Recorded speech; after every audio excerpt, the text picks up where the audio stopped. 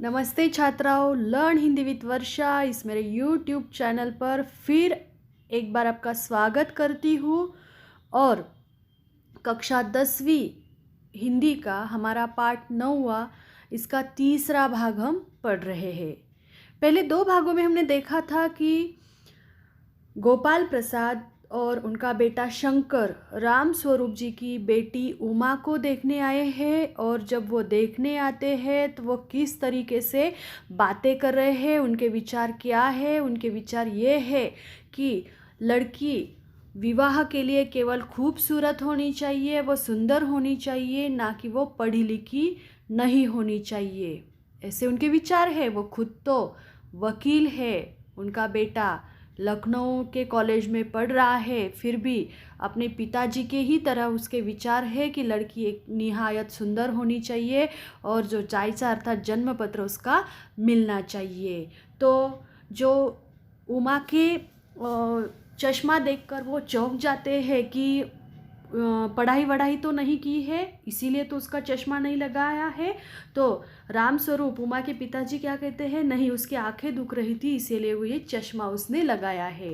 तो राम स्वरूप कहते हैं, नहीं साहब, वह तो मैंने अर्ज किया ना, वो तो मैंने बताया ना, पढ़ाई वढ़ाई की कुछ बात नहीं है, उसकी आंखों में दर्द था इसीलिए वो चश्मा उसने लगाया है। इस पर गोपाल प्रसाद कहते हैं संतुष्ट होकर कुछ कोमल स्वर में, बैठो बेटी। संतुष्ट यू इसलिए हुए हैं, संतुष्ट अर्थात समाधानी हुए हैं। क्यों हुए हैं? क्योंकि उनको अभी पता चला है कि वो ज़्यादा पढ़ी लिखी नहीं है। वहाँ बैठ जाओ उमा, उस तख्त पर। अपने बाजे वाजे के पास उमा बैठती है। गोपाल प्रसाद, चाल में तो कुछ खराबी है नहीं, चेहरे पर भी छवि है। हाँ, कुछ गाना बजाना सीखा है। और उमा को कहते हैं कि वहाँ बैठ जाओ। गाना बजाना मतलब जो हारमोनियम और सितार है उसके साथ बैठ जाती है। और चलते हुए उन्होंने देखा है तो वो क्या कहते हैं, चाल में तो कुछ खराबी नहीं है और चेहरे पर छवि है, मतलब कांति है, दिखने में तो सुंदर है। तो चाल में तो कुछ खराबी नहीं, चेहरे पर छवि है, और हाँ कुछ गाना बजाना सीखा है, ये तो देखो। तो राम स्वरूप कहते हैं, जी हाँ, सितार भी और बाजा भी। सुनाओ तो उमा एक आध गीत सितार के साथ। और राम स्वरूप जी कहते हैं, गाना बजाना भी आता है उसे, सितार बजानी आती है, हारमोनियम भी आता है, तो एक आध गीत सुनाओ उमा, अपनी बेटी को वो कहते हैं। उमा सितार पर मीरा का मशहूर भजन मेरे तो गिरधर गोपाल गाना शुरू कर देती है। उसकी आंखें शंकर की झेपती सी आंखों से मिल जाती है और वह गाते गाते एक साथ रुक जाती है। और वो गाने के लिए गाना शुरू करती है। और गाना कौन सा गाती है? संत मीरा का प्रसिद्ध भजन है मेरे तो गिरधर गोपाल, आपके सिलेबस में है, छठी कविता है। तो वो गाने लगती है, मेरे तो गिरधर गोपाल दूसरों न कोई। ऐसे वो गाते गाते उसकी आंखें कहाँ पर जाती है? शंकर जो उसे देखने के लिए आया है, और शंकर की झेपती सी आंखें, मतलब वो शर्मा रहा है। राम स्वरूप, क्यों, क्या हुआ? गाने को पूरा करो उमा। गोपाल प्रसाद, नहीं नहीं साहब, काफ़ी है, आपकी लड़की अच्छा गाती है। और फिर जब वो शंकर की तरफ देखती है तो शंकर शर्मा जाता है और वो अपना गाना रोक देती है। तो राम स्वरूप जी कहते हैं कि गाओ बेटा, गाना पूरा करो। तो उस पर उसके पिताजी कहते हैं कि नहीं, अच्छा गाती है। तो उमा सीता रखकर अंदर जाने को बढ़ती है। गोपाल प्रसाद कहते हैं, अभी ठहरो बेटी। राम स्वरूप कहते हैं, थोड़ा और बैठी रहो उमा। उमा बैठती है, और जैसे ही उमा अंदर जाने के लिए बढ़ती है तो गोपाल प्रसाद क्या कहते हैं, थोड़ा रुक जाओ बेटी। और उसके पिताजी भी कहते हैं कि बैठो उमा। तो उमा बैठ जाती है। गोपाल प्रसाद उमा से, तो तुमने पेंटिंग वेंटिंग भी सीखी है? उमा चुप। और जानना चाहते हैं कि तुम्हें गाना आता है, तुम्हें पेंटिंग वेंटिंग तो कुछ आती है? तो उमा कुछ उत्तर नहीं देती और चुप बैठती है।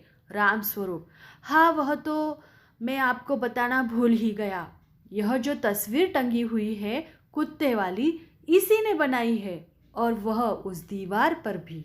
और वो क्या बता रहे हैं कि मैं अपनी बेटी के एक एक गुण आपको बता रहा था, ये तो मैं भूल ही गया हूँ।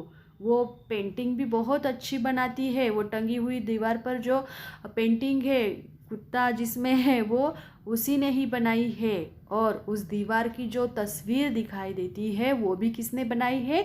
उमा ने भी बनाई है। मतलब देखो, लड़की वाले जब देखने के लिए लड़की को देखने के लिए आते लड़के वाले, तो उनको क्या क्या आवश्यकता होती है। सिलाई पुराई भी आनी चाहिए, गाना बजाना भी आना चाहिए, पेंटिंग भी आनी चाहिए, और सिर्फ ज़्यादा पढ़ी लिखी ना हो। देखो कैसे विचार होते हैं लोगों के कि केवल घर का कामकाज करे, पेंटिंग करे, घर की साज सज्जा करे, सजावट करे, लेकिन वो ज़्यादा पढ़ी लिखी नहीं होनी चाहिए, ऐसे उनके विचार है।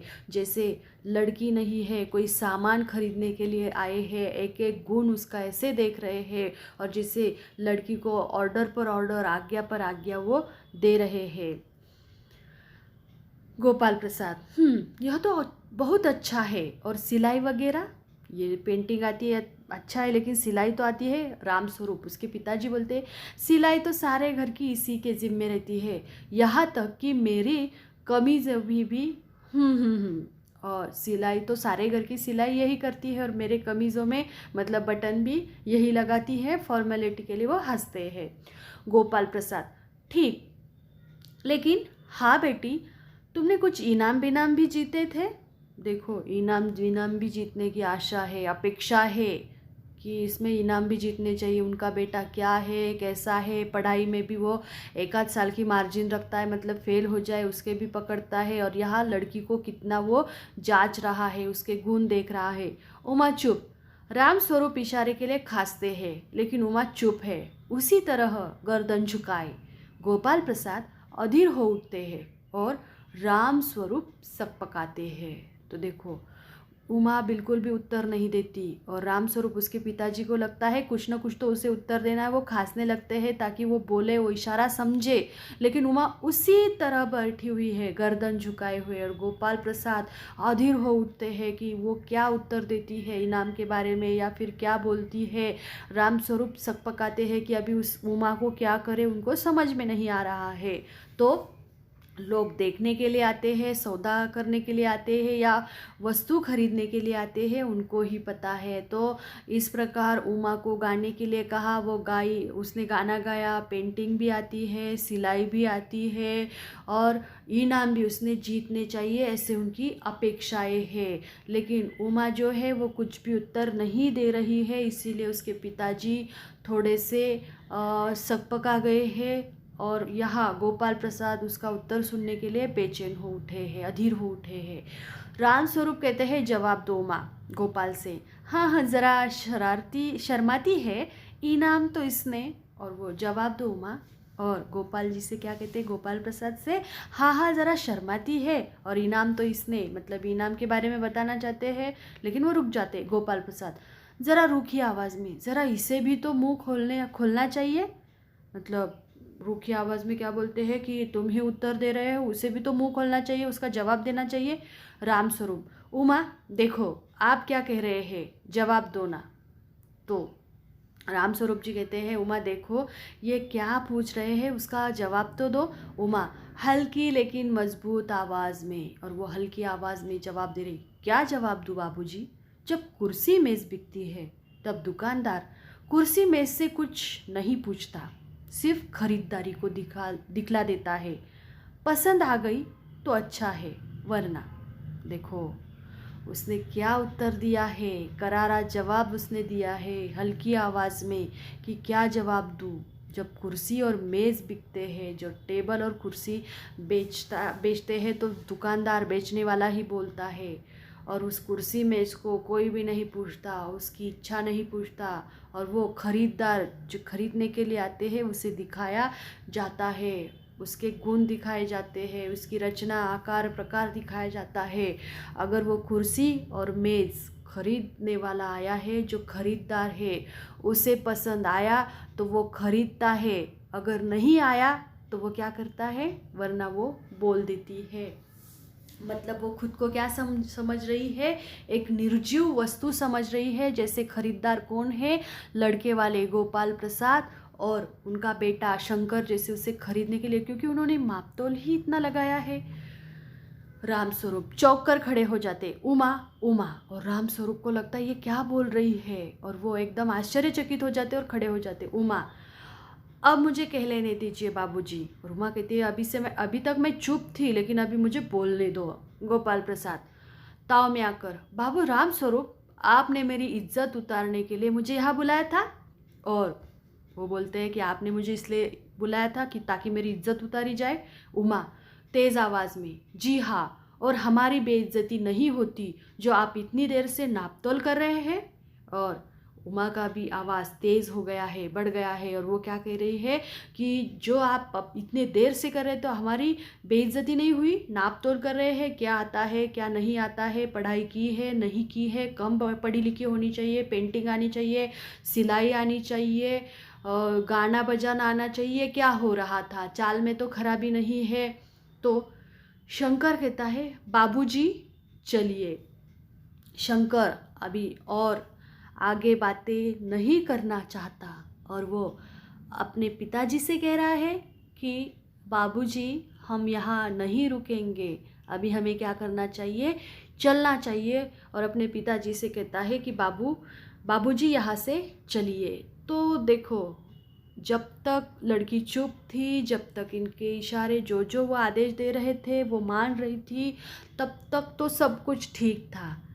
लेकिन उन्होंने सुना था कि वो गाना भी उसने गाया था, तो वो मतलब बोलने में भी अच्छी है, वो गूंगी नहीं है, फिर भी वो सारे सवालों के जो जवाब है वो किसे चाहते थे, उमा से चाहते थे। उनके पिताजी जब बोलने लगे तो उनको क्या कहा गया कि उसे ही मुंह खोलने दो, और जैसे ही उमा का मुंह खुल गया तो जैसे सारी उनकी पोल खोल गई, तो उनकी जैसे अभी बेइज्जती हो रही है। तो गोपाल प्रसाद कहते हैं, क्या तुम कॉलेज में पढ़ी हो?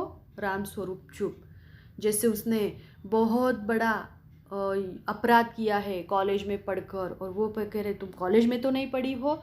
तो उमा के पिताजी रामस्वरूप चुप बैठते हैं। उमा, जी हाँ, मैं कॉलेज में पढ़ी हूँ, मैंने बीए पास किया है, कोई पाप नहीं किया, कोई चोरी नहीं की, और न आपके पुत्र की तरह लड़कियों के हॉस्टल में ताक झाँक कर कायरता दिखाई है। मुझे अपनी इज्जत, अपने मान का ख्याल तो है, लेकिन इनसे पूछिए कि ये किस तरह नौकरानी के पैरों में पड़कर अपना मुंह छिपाकर भागे थे। देखो, उमा ने जैसे ही उसकी ज़बान खोली, जैसे ही वो बोलने लगी, तो गोपाल प्रसाद का बेटा, लाडला बेटा, उसकी सारी पोल खुल गई है। और उसने कहा कि जी हाँ, मैं कॉलेज में पढ़ी हूँ और मैंने बीए भी पास किया है। मैंने साधारण पढ़ाई नहीं की, मैंने ग्रेजुएशन भी किया है, पढ़ाई की है, पाप नहीं किया या चोरी नहीं की।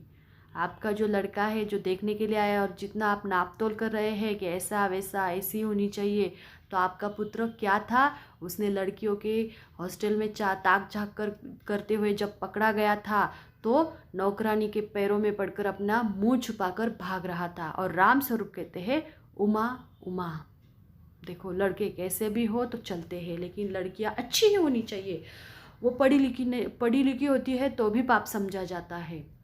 गोपाल प्रसाद खड़े होकर गुस्से में, बस हो चुका रामस्वरूप, आपने मेरे साथ दगा किया। आपकी लड़की बीए पास है और आपने मुझसे कहा था कि सिर्फ मैट्रिक तक पढ़ी है।